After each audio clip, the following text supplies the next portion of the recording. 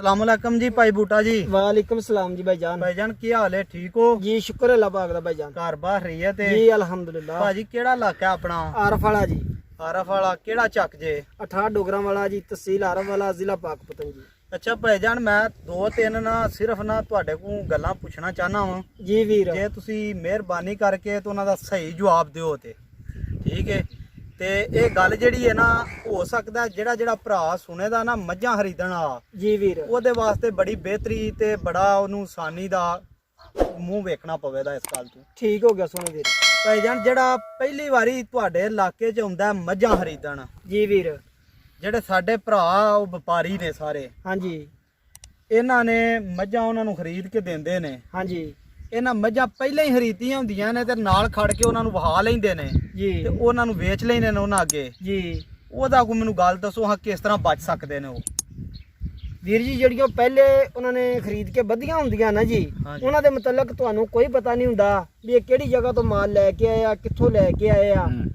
ਤੁਹਾਨੂੰ ਤਾਂ ਉਦੋਂ ਹੀ ਪਤਾ ਲੱਗੇਗਾ ਕਿ ਜਦੋਂ ਤੁਸੀਂ ਕਿਸੇ ਜ਼ਿਮੀਂਦਾਰ ਦੇ ਕੋਲੇ ਜਾਓਗੇ, ਜ਼ਿਮੀਂਦਾਰ ਕੋਲੋਂ ਤੁਹਾਨੂੰ ਕੋਈ ਭਰਾ ਮਾਲ ਲੈ ਕੇ ਦੇਗਾ ਤੇ ਫਿਰ ਤੁਹਾਨੂੰ ਪਤਾ ਲੱਗੇਗਾ ਵੀ ਉਹ ਸਾਡੇ ਇਲਾਕੇ ਦੀ ਮੱਝ ਹੈ। ਭਾਈਜਾਨ ਐ ਨਹੀਂ ਮੈਂ ਗੱਲ ਕੀਤੀ ਜੀ ਜੇ ਉਹ ਵਪਾਰੀਆਂ ਨੇ ਆ 3 ਵਾਰੀ ਮੇਰੇ ਨਾਲ ਵੀ ਕੰਮ ਹੋਇਆ ਜੀ ਜਦੋਂ ਮੈਂ ਨਵਾਂ ਗਿਆ ਹਾਂ। ਜੀ ਠੀਕ ਹੈ, ਉਹਨਾਂ ਬੰਨੀਆਂ ਹੀ ਜ਼ਿਮੀਂਦਾਰਾਂ ਕੋਲ ਹੁੰਦੀਆਂ ਨੇ ਲੈ ਕੇ। ਠੀਕ ਹੈ, ਠੀਕ ਹੋ ਗਿਆ ਜੀ। ਉਹਦੇ ਤੋਂ ਬਚਣ ਵਾਸਤੇ ਅਸੀਂ ਕੀ ਤਰੀਕਾ ਕਰ ਸਕਨੇ ਆ?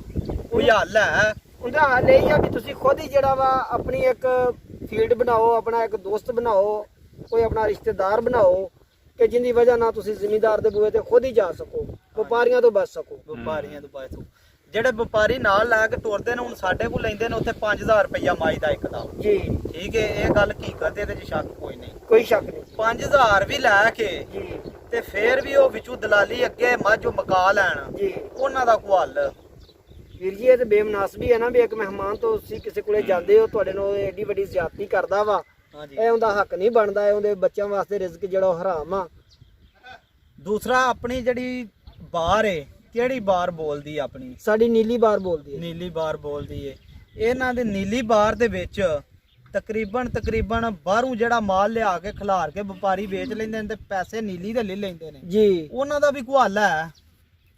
ਕੋਈ ਪਛਾਣ ਉਹਦੀ ਜਿਹੜਾ ਬੰਦਾ ਮੱਝਾਂ ਲੈਣ ਚਲੋ ਠੀਕ ਹੈ, ਮੈਂ ਤੇ ਜਾਣਾ ਉੱਥੇ, ਮੈਨੂੰ ਹੁਣ ਪਤਾ ਲੱਗ ਗਿਆ, ਮੈਨੂੰ 3 ਵਾਰਾਂ ਮੇਰੇ ਨਾਲ ਹੋਇਆ ਹੈ ਕੰਮ, ਮੈਂ ਦਲਾਲੀਆਂ ਵੀ ਦਿੱਤੀਆਂ, ਮੈਨੂੰ ਪਤਾ ਵੀ ਲੱਗ ਗਿਆ ਨਾ ਮੱਝਾਂ ਬਾਹਰੋਂ ਲਿਆ ਕੇ ਆਪੀ ਖਿਲਾਰ ਕੇ ਮੈਨੂੰ ਇਹਨਾਂ ਵੇਚ ਲਈਆਂ ਨੇ। ਜਿਹੜਾ ਬੰਦਾ ਪਹਿਲੀ ਵਾਰ ਜਾਂਦਾ ਹੈ ਜੀ ਉਹ ਸਮਝਦਾ ਕਿ ਮੈਂ ਆਪੀ ਜਾ ਕੇ ਉੱਥੋਂ ਮੱਝ ਖਰੀਦ ਕੇ ਲਿਆਵਾਂ, ਇੱਥੇ ਵਪਾਰੀਆਂ ਕੋ ਮੈਂ ਨਾ ਖਰੀਦਾਂ। ਜੀ ਉਹ ਕੀ ਹੱਲ ਕਰੇ ਇਹਦਾ? ਉਹਦਾ ਹੱਲ ਹੈ ਵੇ? ਉਹਦਾ ਹੱਲ ਹੈ ਵੀ ਉਹ ਕਿਸੇ ਦੋਸਤ ਨੂੰ, ਕਿਸੇ ਰਿਸ਼ਤੇਦਾਰ ਨੂੰ ਨਾਲ ਭਾਈਜਾਨ ਉਹ ਗੱਲ ਠੀਕ ਹੈ ਤੁਹਾਡੀ, ਜਿਹੜਾ ਦੋਸਤ ਤੇ ਸਾਰਿਆਂ ਦੇ ਉੱਥੇ ਹੈ ਹੀ ਨਹੀਂ ਨਾ, ਜੀ ਹੈ ਤੇ ਸਾਰੇ ਵਪਾਰੀ ਨੇ। ਵਪਾਰੀ ਜੀ, ਉਹਨਾਂ ਕੋ ਬਚਣ ਦੀ ਮੈਨੂੰ ਗੱਲ ਦੱਸੋ। ਦੋਸਤ ਸਾਰਿਆਂ ਦੇ ਨਾਂ ਉੱਥੇ ਹੈ ਨੇ ਤੇ ਨਾ ਸਾਰਿਆਂ ਦੇ ਰਿਸ਼ਤੇਦਾਰ ਨੇ।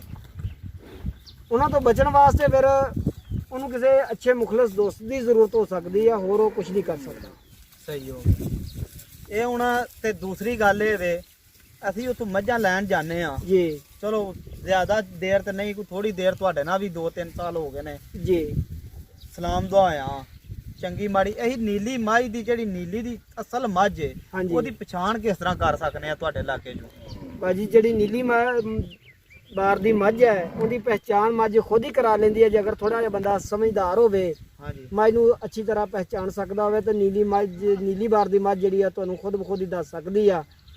ਉਹਦਾ ਥਣ ਲੇਵਾ ਜਿਹੜਾ ਦੂਸਰੀਆਂ ਮੱਝਾਂ ਤੋਂ ਵੱਖਰਾ ਹੋਏਗਾ, ਸਿਰ ਮੂੰਹ ਦਾ ਵੱਖਰਾ ਹੋਏਗਾ, ਗਰਦਨ ਉਹਦੀ ਲੰਮੀ ਹੋਏਗੀ, ਇੱਕ ਹੱਡੀ ਦੀ ਹੋਏਗੀ, ਚੱਡੇ ਦੇ ਅਸਾਰ ਜਿਹੜੇ ਉਹ ਚੰਗੇ ਹੋਣਗੇ, ਬੈਕ ਸਾਈਡ ਨੂੰ ਜ਼ਿਆਦਾ ਹੋਣਗੇ, ਉਸ ਤੋਂ ਬਾਅਦ ਥਣ ਉਹਦੇ ਮੁੱਠੀ ਹੋਣਗੇ।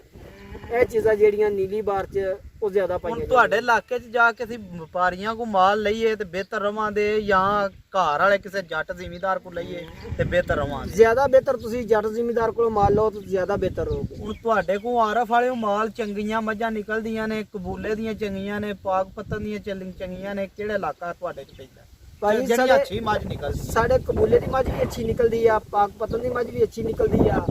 ਅੱਗੇ ਕੱਚੀ ਪੱਕੀ ਵਾਲੀ ਸਾਈਡ ਤੇ ਚਲੇ ਜਾਓ ਤੇ ਉਹ ਵੀ ਮੱਝ ਚੰਗੀ ਨਿਕਲਦੀ ਆ। ਸਹੀ ਹੈ ਜੀ। ਹੁਣ ਜੇ ਸਾਡਾ ਕੋਈ ਇੱਥੋਂ ਭਰਾ ਜ਼ਿਲ੍ਹਾ ਗੁਜਰਾਂਵਾਲਾ, ਸਿਆਲਕੋਟ ਜਾਂ ਗੁਜਰਾਤ ਦਾ ਜੀ ਆਪਣੇ ਆਪ ਮੱਝ ਖਰੀਦਣ ਤੁਹਾਡੇ ਕੋਲ ਆ ਜਾਂਦਾ ਹੈ, ਜੀ। ਠੀਕ ਹੈ, ਉਸ ਇਲਾਕੇ 'ਚ ਆ ਜਾਂਦਾ ਹੈ, ਜੀ ਉਹਨੂੰ ਦਾ ਨਾ ਲੱਗੇ, ਕੋਈ ਇਸ ਤਰ੍ਹਾਂ ਦਾ ਮੱਝ ਟੱਕੀ ਨਾ ਦਿੱਤੀ ਜਾਏ, ਜਾ ਲਾਵਾ ਉਹਨੂੰ ਨਾ ਦਿੱਤਾ ਜਾਏ, ਮੱਝ ਨੂੰ ਲੱਗਿਆ ਨਾ ਹੋਵੇ, ਜੀ ਉਹਦਾ ਕੋਈ ਹੱਲ? ਮੱਝ ਜਾ ਲਾਵੇਂ ਦੀ ਕੋਈ ਹੱਲ ਉਹਦਾ ਹੈ ਵੇ?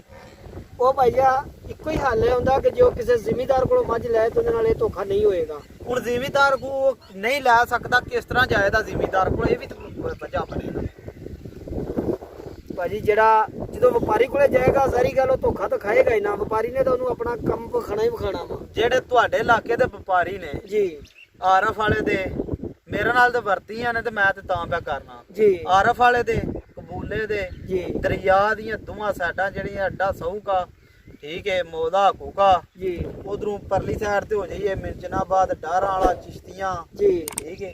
ਇਹ ਮਾਫੀ ਨਹੀਂ ਕੋਈ ਭਰਾ ਵੀ ਕਿਸੇ ਨੂੰ ਦਿੰਦਾ। ਇਹਨਾਂ ਕੋ ਬਚਣ ਵਾਸਤੇ ਕੋਈ ਮੱਝਾਂ ਵੀ ਚੰਗੀਆਂ ਲੈਣੀਆਂ ਤੇ ਇਹਨਾਂ ਤੋਂ ਵੀ ਬਚਣਾ, ਇਹ ਕੋ ਸਾਨੂੰ ਗੱਲ ਦੱਸੋਣਾ। ਤੇ ਇਹ ਤੁਹਾਡੀ ਭਾਈਜਾਨ ਮਿਹਰਬਾਨੀ ਹੈ, ਸਦਕਾ ਜਾਰੀਆ ਸਮਝ ਕੇ ਅੱਲਾ ਤੇ ਅੱਲਾ ਦੇ ਹਬੀਬ ਦੇ ਸਦਕਾ ਕਰਕੇ ਇਹ ਸਾਨੂੰ ਕੋਈ ਗੱਲ ਦੱਸ ਦਿਓ। ਜਿਹੜੇ ਹੀ ਤੁਹਾਡੇ ਇਲਾਕੇ ਦੇ ਵਪਾਰੀਆਂ 2 ਨੰਬਰਾਂ ਤੋਂ ਬਚ ਜਾਈਏ, ਸਾਰੇ ਨਹੀਂ 2 ਨੰਬਰ ਵਿੱਚ ਸਹੀ ਵੀ ਹੈ ਨੇ, ਪਰ ਸਾਰੇ ਸਹੀਆਂ ਦਾ ਵੀ ਉਹਨਾਂ ਕੰਮ ਜਿਹੜਾ ਨਾ ਉਹ ਗਲਤ ਕਰ ਛੜਿਆ। ਜਿਹੜੇ ਵਿੱਚੋਂ ਦਲਾਲੀ ਲੈ ਲੈਂਦੇ ਨੇ ਜੀ, ਮੱਝ ਪਹਿਲਾਂ ਤੁਹਾਡੇ ਨਾਲ ਮੁਕਾ ਲਈ, ਫਿਰ ਮੈਨੂੰ ਲਿਆ ਕੇ ਤੇ ਮੇਰੇ ਕੋਲ ਮੁੱਲ ਲਵਾ ਕੇ ਤੁਹਾਡੇ ਕੋਲ ਲੈ ਲਈ 2 ਲੱਖ ਦੀ ਤੇ ਮੈਨੂੰ ਆਖਿਆ ਮੈਂ 2.60 ਦੀ ਲਈ ਏ। ਜੀ ਬਿਲਕੁਲ ਠੀਕ ਹੈ। ਉਹ ਕਿਸ ਤਰ੍ਹਾਂ ਹੀ ਬਚ ਸਕਦੇ ਆ, ਉਹਦਾ ਕੋਈ ਕੁਲੀਆ ਦੱਸੋ, ਉਹ ਅਕਲ ਆਪਣੀ ਇਸਤੇਮਾਲ ਕਰਨ, ਕੀ ਕਰਨ, ਇਹ ਵਜ੍ਹਾ ਦੱਸੋ ਭਾਈਜਾਨ।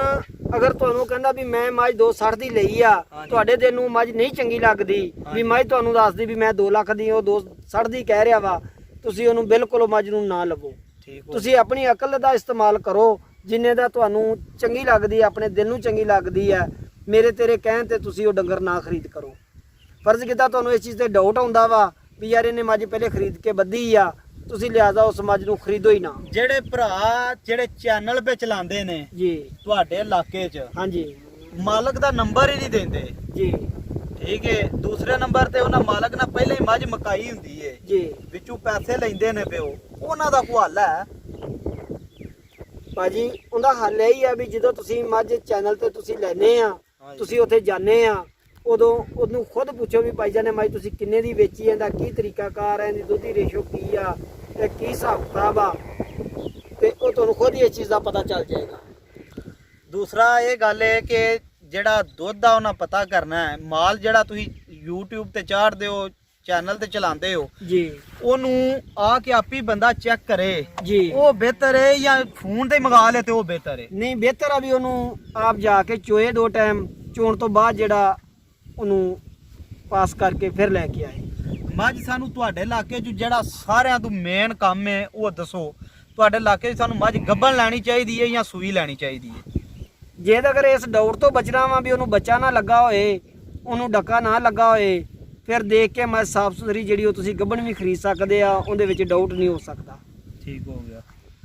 ਤੇ ਹੁਣ ਇਹ ਗੱਲ ਪਹਿਲਾਂ ਝੋਟੀ ਜਿਹੜੀ ਏ ਜੀ, ਉਹਦੇ 'ਚ ਦਾ ਨਹੀਂ ਲੱਗ ਸਕਦਾ ਗੱਭਣ ਦਾ, ਜੀ, ਠੀਕ ਹੈ। ਉਹ ਅੱਲਾਹ ਪਾਕ ਦੇ ਕੰਮ ਨੇ, ਗੱਭਣ ਲੈ ਲਈਏ, ਉਹਨੂੰ ਪਾਸ ਕਰੀਏ ਜਾਂ ਨਾ ਕਰੀਏ, ਉਹਦਾ ਨਾ ਕੋਈ ਥਣ ਬਣਿਆ ਹੋਣਾ ਹੈ, ਅੱਲਾਹ ਵੱਲੋਂ ਗੱਲ। ਅੱਲਾਹ ਲੋਣਾ ਜੀ, ਬਿਲਕੁਲ। ਜਿਹੜੀ ਦੂਸਰੇ ਸੂਏ ਮੱਝ ਸੁੰਦੀ ਏ, ਉਹ ਅਸੀਂ ਗੱਭਣ ਖਰੀਦਣਾ ਚਾਹੁੰਦੇ ਆ ਜੀ, ਉਹਦੇ ਥਣ ਬਣੇ ਨੇ, ਬੰਦੇ ਨੂੰ ਨਹੀਂ ਪਤਾ, ਬੰਦਾ ਨਾੜੀ ਏ ਜੀ, ਉਹ ਵਪਾਰੀ ਨਹੀਂ ਹੈ ਜੀ, ਉਹਦਾ ਕਿਸ ਤਰ੍ਹਾਂ ਹੱਲ ਕਰੇਦਾ ਕਿ ਮੈਂ ਇਹਦਾ ਪਤਾ ਕਰਾਂ, ਮੱਝ ਵੀ ਚੰਗੀ ਏ, ਲੈਣੀ ਵੀ ਉਹਨੇ ਗੱਭਣ ਏ, ਦਾ ਤੋਂ ਬਚਣਾ ਚਾਹੁੰਦਾ, ਇਹਨੂੰ ਬੱਚਾ ਨਾ ਲੱਗੇ ਆਵੇ, ਉਹਦੇ ਥਣਾ ਦਾ ਕਿਸ ਤਰ੍ਹਾਂ ਪਤਾ ਕਰ ਸਕਦਾ, ਉਹ ਕੀ ਹਿਸਾਬ ਹੈ ਉਹਦਾ? ਜਦੋਂ ਮੱਝ ਖਰੀਦ ਲੈਂਦਾ ਵਾ, ਖਰੀਦਣ ਤੋਂ ਬਾਅਦ ਉਹਨੂੰ ਟੰਗਾ ਲਾਏ, ਉਹਦੇ ਚਾਰੇ ਥਣ ਜਿਹੜੇ ਉਹ ਚੈੱਕ ਕਰੇ, ਉਹਨਾਂ ਦੇ ਅੱਗੋਂ ਬੁੱਬੀਆਂ ਜਿਹੜੀਆਂ ਉਹ ਚੈੱਕ ਕਰੇ ਵੀ ਇਹਨਾਂ ਨੂੰ ਕੋਈ ਵਰਮਾ ਜਾਂ ਕੋਈ ਇਹਦੇ ਅੱਗੇ ਬਲੇਡ ਵਗੈਰਾ ਦਾ ਇਸਤੇਮਾਲ ਤਾਂ ਨਹੀਂ ਹੋਇਆ, ਤਾਂ ਇਨਸ਼ਾਅੱਲਾ ਉਹ ਧੋਖੇ ਤੋਂ ਬਚ ਜਾਏਗਾ। ਅਗਰ ਉਹਨਾਂ 4 ਥਣਾ ਦਾ ਮੂੰਹ ਇੱਕ ਆ ਤਾਂ ਸਮਝ ਲਓ ਵੀ ਉਹ ਠੀਕ ਹੈ, ਅਗਰ ਉਹਨਾਂ 4 ਥਣਾ ਦਾ ਮੂੰਹ ਆਪੋ ਮੁਖਤਲਿਫ ਆ ਤੇ ਫਿਰ ਸਮਝ ਲਓ ਵੀ ਉਹਨਾਂ ਵਿੱਚ ਮਸਲਾ ਹੋਇਆ ਵਾ। ਅਗਰ ਉਹਨਾਂ ਦੇ ਥਣਾ ਦੇ ਵਿੱਚੋਂ ਜਿਹੜਾ ਨਾਰਵਾ ਕੱਢੀਦਾ ਜਾਂ ਦੁੱਧ ਪਹਿਲਾਂ ਨਿਕਲਦੀ ਏ, ਠੀਕ ਹੈ, ਉਹਦਾ ਰੰਗ ਕੀ ਹੋਣਾ ਚਾਹੀਦਾ, ਉਹਦਾ ਕੀ ਹਿਸਾਬ ਹੋਣਾ ਚਾਹੀਦਾ? ਇਹਨੂੰ ਮੇਰਾ ਕਹਿਣ ਦਾ ਮਕਸਦ ਇਹ ਵੀ ਉਹਨਾਂ 4 ਥਣਾ ਦਾ ਜਿਹੜਾ ਨਾਰਾ ਦਾ ਜਾਂ ਬੋਲਾ ਉਹ ਇੱਕ ਜੈਸਾ ਹੋਣਾ ਚਾਹੀਦਾ।